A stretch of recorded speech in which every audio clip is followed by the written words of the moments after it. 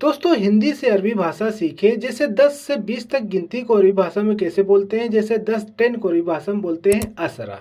11 यानी 11 को बोलते हैं एहदासर या फिर इदासर। 12 यानी 12 को अरबी भाषा में बोलते हैं इथनासर। 13 यानी 13 को अरबी भाषा में बोलेंगे तलातासर।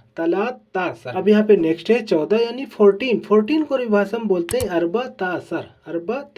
15 यानी 15 को क्या बोलते हैं? खमसा तासर। इसी तरह 16 यानी 16 को अरबी भाषा में बोलते हैं सित्ता तासर बोलेंगे। ठीक है। अब यहाँ पे अगली गिनती है 17 यानी 17 को अरबी भाषा में बोलते हैं सबा तासर। ठीक है। 18 यानी 18 को क्या बोलते हैं? तमन तासर। और 19 यानी 19 को अरबी भाषा में बोलते हैं तिस्सा तासर बोलेंगे। और 20 यानी 20 को अरबी भाषा में बोलते हैं असरीन बोलेंगे। ठीक है।